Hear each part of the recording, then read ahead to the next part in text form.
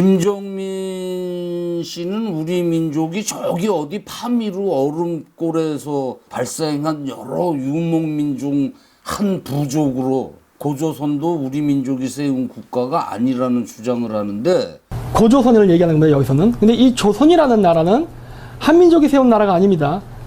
9개의 국가가, 민족이 함께 세운 연방국가예요. 이 부분은 혼동이 되면 안 됩니다. 우리나라는 고조선을 얘기하면 무조건 우리 민족의 역사라고 하는데 그건 아니고요. 9개의 민족의 역사입니다.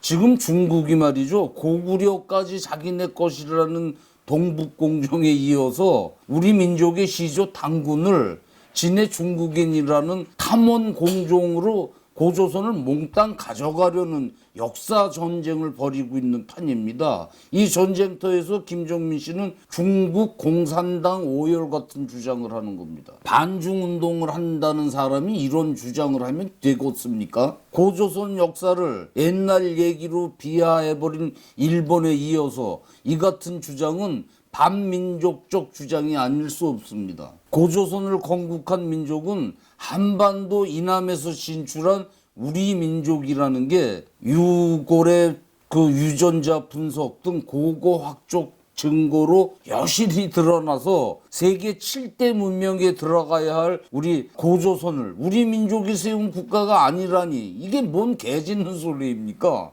우리 민족이 고조선을 건국하기 몇천 년 전 신석기 문화를 다시 살펴보겠습니다. 왜냐하면 이 시기가 고조선의 토대가 되기 때문입니다. 해빙기가 되자 인류 최초로 농사를 짓게 되지 않습니까? 이 시기에 우리 조상님들 신앙심이 나타납니다. 마을에 큰 나무나 바위, 그때는 불이 소중했으니까 그 불 지피는 화덕 자리에까지 모든 것에 신령이 임한다고 믿었던 원시신앙입니다. 동네 앞 나무가 벼락이라도 맞으면은 동네 사람들이 모여서 누구네 집에서 부정한 짓을 해서 하늘이 화가 났다면서 온 동네가 제물을 차려놓고 제사를 합니다.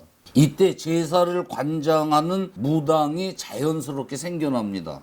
점차 무당은 행운을 빌며 질병을 막는 역할을 하는 목사가 됩니다. 서양에서는 동양의 무당을 샤만이라고 합니다. 샤만이라는 말은 시베리아 원주민들 말로 원시 시대 때 의사, 예언자 노릇을 하는 무당을 이르는 말입니다. 이 무당은 마을에 병자가 생기거나 아이가 태어나거나 하면 가정에 방문해서, 요즘 우리나라 교회에서 가정에 방문해가지고 예배 의식을 하는 것을 신방이라고 그러죠.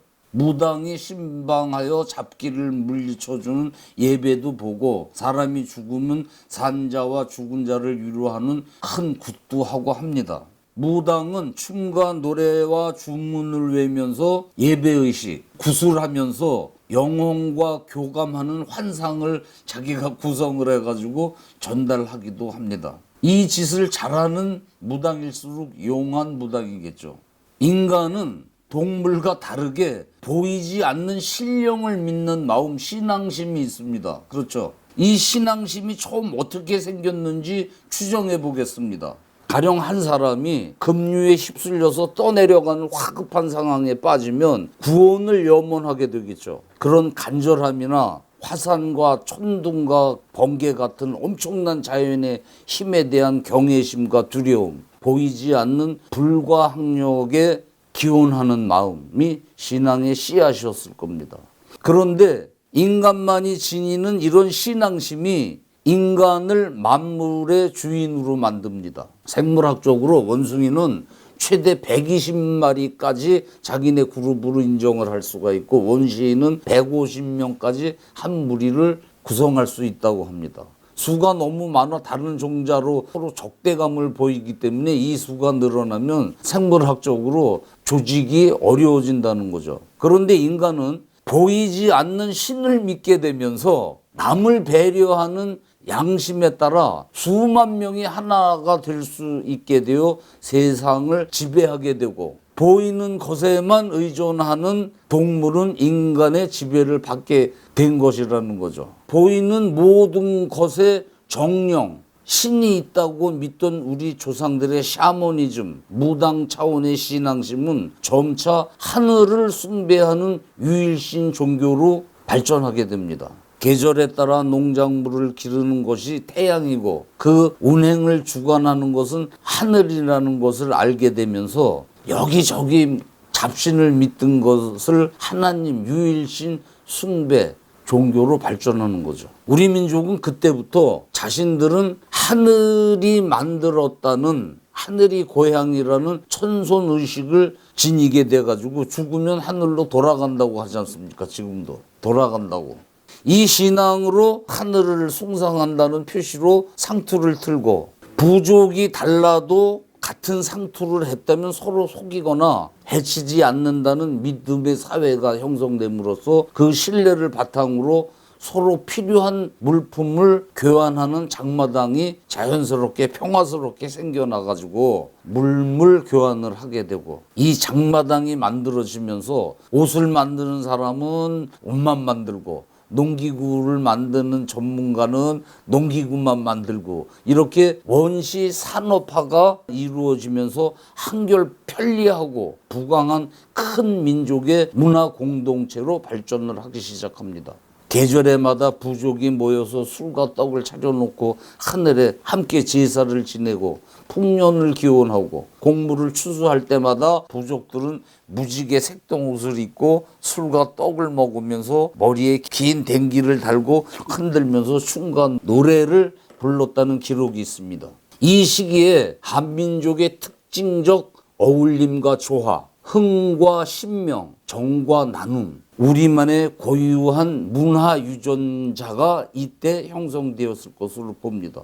우리 민족 예능에 능하죠. BTS가 지금 전 세계를 휩쓸고 있지 않습니까? 하늘이 두려워서 누가 보든 안 보든 나쁜 짓을 못하던 신석기 조상님들은 지금 악패에 빠져가 그 못된 짓들을 하는 후손을 보면 혀를 찰 겁니다. 이 한민족의 특징 중 하나가 뭐 특징이 여러 가지가 있죠. 이때부터 발달된 온돌. 전 세계 어느 민족도 온돌을 쓰는 것은 우리 한민족이고 그다음에 상투를 튼다든가 제사를 지내는 사람들이 입던 흰옷, 신성한 흰옷을 입는다든가 이런 것 중에 하나가 돌무덤입니다. 특징 중 하나가.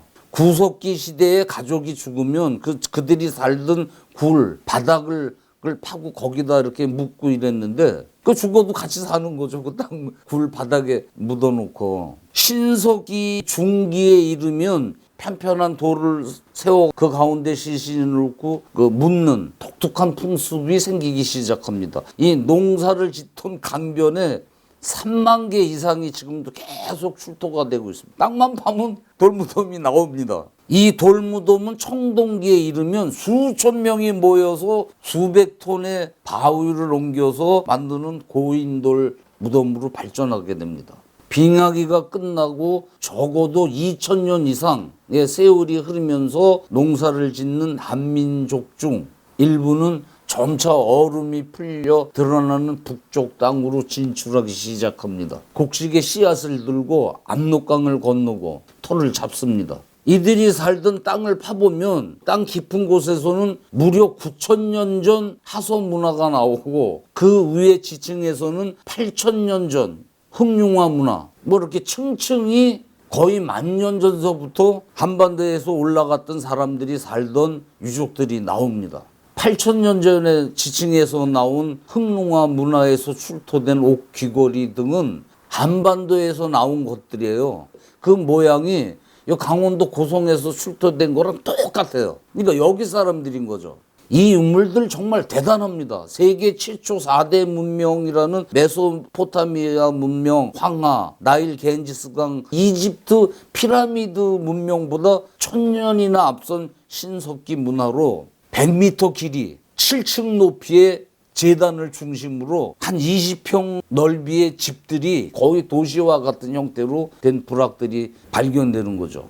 정교한 예술품과 한반도식 돌무덤, 신전, 제단을 갖춘 세계 최초의 신석기 문화가 여기서 발견된 겁니다. 중국은 만리장성 이 북쪽에는 오랑캐 땅으로 문명은 없다 이래 왔어요. 그런데 만리장성 저 북쪽에서 황하 문명보다 최소 1000년 이상 앞선 1,000개가 넘는 광대한 면적의 유적지가 발굴되자 처음에는 이 유적이 지네들 거라고 그냥 방방 뜨고 흥분하고 이랬는데 발굴을 하면 할수록 유적들이 한반도 석기 똑같으니까 밝혀지자 당황하다가 최근 그 동북공종을 통해 가지고 이것도 자기네 문화다라고 지금 어거지를 쓰고 있습니다. 이 찬란한 홍산 문화가 한반도인들의 문화라는 증거는 너무 많아요. 첫째, 부인할 수 없는 증거가 유골에서 추출되는 유전자예요. 홍산 문화에서 나오는 유골을 분석한 결과 중국인에서는 나타나지 않고 한국인들에서 나타나는 유전자로 꽉 차 있습니다.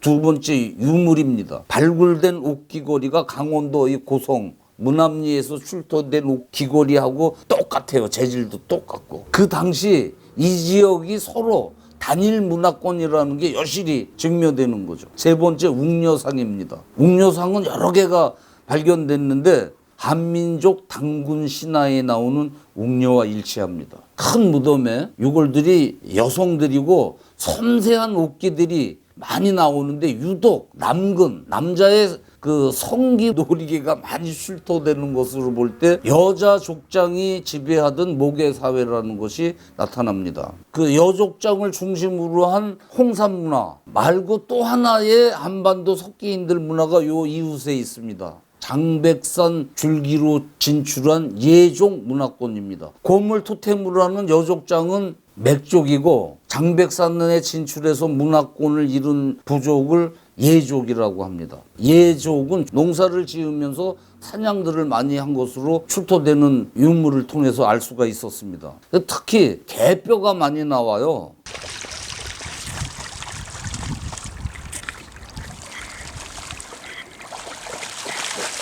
개를 써서 사냥을 많이 했다는 증거이죠. 32개의 큰 묘가 있는데 그 주인공들이 전부 남성들이에요. 그 유물도 화살촉, 돌검, 사냥용구 같은 무기류가 주류를 이룹니다. 후일 예족과 맥족이 합쳐져 가지고 고조선이 될 때 치우천왕이라고 들어봤죠. 이렇게 도깨비 상을 하고 있는 이 치우천왕 같은 무신은 대부분 이쪽 예족들입니다. 한반도에서 이 지역에 올라가서 예족, 맥족이 문화를 이룰 즈음 한반도 민족은 환족이라고 불렀습니다. 환하다, 혼하다 이런 말이죠. 우리말이거든요. 그래서 한국이 원래 혼하다, 환하다, 밝다 이것이 어원이죠. 이 환족이 북상을 해서 곰족과 호랑이족을 교리로 교화시켜서 연합을 해서 고조선을 건국하게 되는 것이 이 유물들 출토를 근거로 당시의 기후를 근거로 유골의 유전자를 근거로 이미 밝혀진 사실입니다. 고조선 영토에서 발굴된 이 청동기 장식인데 새를 표상으로 한 새를 제일 크게 있고 이 새가 호랑이와 곰을 품고 있는 그 문양입니다. 한반도에서 올라간 조이족이 곰을 토템으로 하는 맥족과 호랑이를 토템으로 하는 예족을 품었다는 아주 상징적 증거죠. 머지않아 이 사실은 그들 교과서에 실리게 되는데 우리는 아직도 북방에서 왔느니 어쩌니 무슨 마고 할멈이 뭐 어쨌느니. 우리나라는 고조선 얘기는 무조건 우리 민족의 역사라고 하는데 그건 아니고요. 9개의 민족의 역사입니다. 김정민 씨 같이 뭐 9개 민족 이런 개나발들을 불고 있는